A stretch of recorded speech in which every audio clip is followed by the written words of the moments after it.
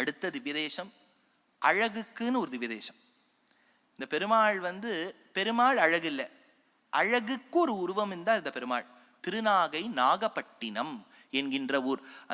அது என்னன்னா, பட்டினம்ங்கிற பேரே அந்த காலத்துல a place can acquire the suffix Pattinam only if it suffices. drainage systemலாம் நல்லா இருக்கணும், மழை வந்தா ஜலம் தேங்கக்கூடாது, வீட்டுக்குள்ள வரக்கூடாது, அப்படிலாம் ரூல்ஸ் எல்லாம் இருந்திருக்கு பாருங்க அந்த காலத்துல. அதனால போடுற ரோடு வீட்டை விட கொஞ்சம் குறைச்சலா இருக்கணும், வீடு அப்போடு ரோடு போட்டு போட்டு போட்டு போட்டு போட்டு வீடு கீழே போயிடக்கூடாது, இப்படிலாம் அந்த காலத்தை வச்சுட்டு இருந்திருக்கா பாருங்க ரூல். அதனால நாகப்பட்டினம்னு அந்த காலத்துல ஒரு ஊர் இருந்திருக்கு. நாகை நான் சொல்லக்கூடிய ஊர்ல சிவபெருமானும் இருப்பார். இப்ப நான் வரிசையா சொல்லின்னு வந்தேனே, இப்ப ஸ்ரீரங்கம்னா திருவானைக்காவல், கும்பகோணம்னா கும்பேஸ்வரன் மங்களாம்பிகா, எல்லா ஊர்லயும் இவா. இந்த கும்பேஸ்வரனை பத்தி சொல்ல வந்தேனே, ஒரு க்ஷேத்திரத்திலும் பெருமாளும் இருப்பார், சிவனும் இருப்பார்.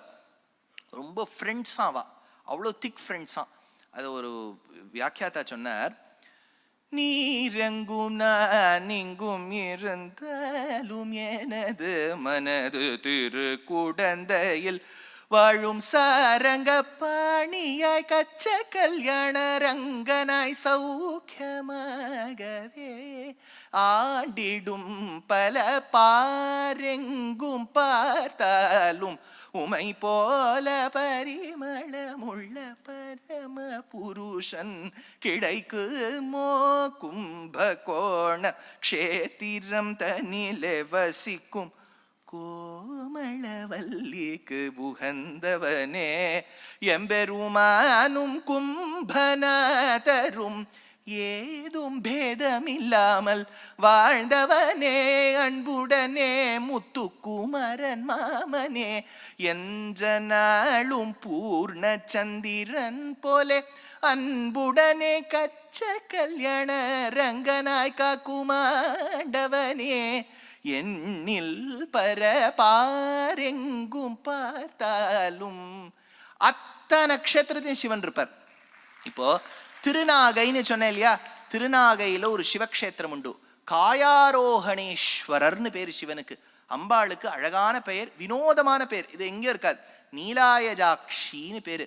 அம்ப நீலாயஜாக்ஷி.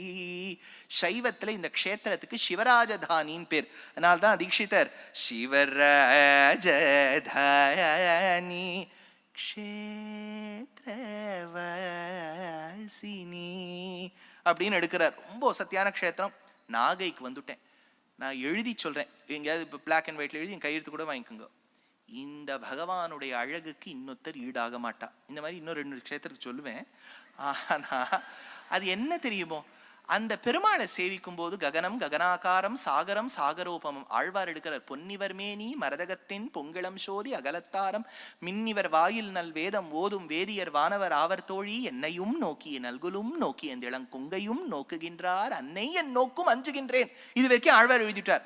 பெருமாளை பார்த்தா சொற்றதான் அழகு. என்ன வார்த்தை சொல்றதுன்னு தெரியல. இவர் பெரிய 4 கவி பெருமாள். அச்சோ ஒருவர் அழகியவா, அச்சோன்னு எழுதிட்டார். இதுக்கு மேல எனக்கு வார்த்தையே இல்லைன்னு விட்டார். அழகுனா அழகு சொட்டும். நான் அதை வேடிக்கைக்கு சொல்லுவேன். அந்த கோவில் பட்டர் சுவாமி தெரியும் எனக்கு பரிச்சயம். அவரும் அவ்வளவு நன்னா இருப்பார், பெருமாளும் நன்னா இருப்பார், உற்சவரும் நன்னா இருப்பார். அந்த பட்டர் சுவாமி நன்னு.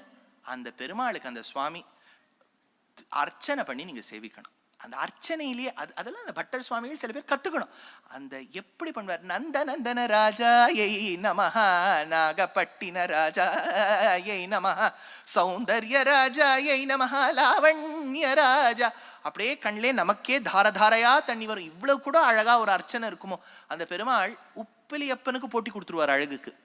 அந்த உற்சவர் திருமேனில நீங்க ஒன்னொன்னு ரசிக்கணும். இடுப்புல சாவி கொத்து தொங்கும். ஏன்னா ராஜா அத்தனை கஜானாவும் அவர்கிட்ட இல்லையா. காதுல இப்ப காதுல ஒரு குண்டலம் அதெல்லாம் சாத்தின்னு இருப்பார். இந்த பெருமாள் வினோதமா இன்னொரு நீலரத்னம் சாத்தின்னு இருப்பார். இந்த பக்கம் ஒரு சர்க்கிள் மாதிரி வரும். அது என்னன்னா, ராஜாக்கள் அந்த காலத்துல to show that you are a Raja you have to do something unique இல்லையா. நான் சொன்னேன், அந்த டிரைவர் ரொம்ப நல்லா இருந்துட்டா ஜட்ஜை பார்த்துட்டு டிரைவருக்கு மேலே போட்டா எப்படி ராஜா தான் ராஜான்னு காமிக்கணும் இல்லையா. காதுல ஒரு நீலரத்னம் போட்டுப்பார். இது ஒரு விஷயம் என்னாச்சு, 2010 நான் பம்பாயில இருந்தபோது ராமாயணத்துக்குன்னு ஒரு சிடி வெளியிட்டேன். அப்போ 2010 ஐ வாஸ் 22 or something. அப்போ ராமாயணத்தை பேஸ் பண்ணி 24 இருக்கும். அப்போ ராமாயணத்தை பேஸ் பண்ணி இங்கிலீஷில் லெக்சர் கொடுத்தேன். அப்போது அந்த சிடி ரிலீஸ்க்கு நிதிஷ் பரத்வாஜை கூட்டிருந்தேன்.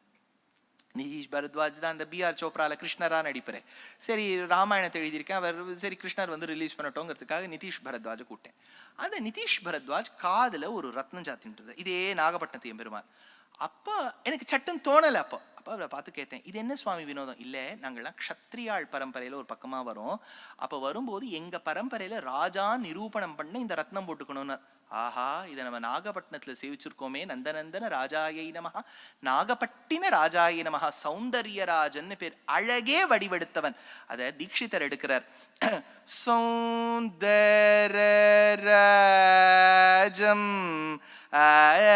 ஆஸ்ரயே கஜ பிருந்தாவன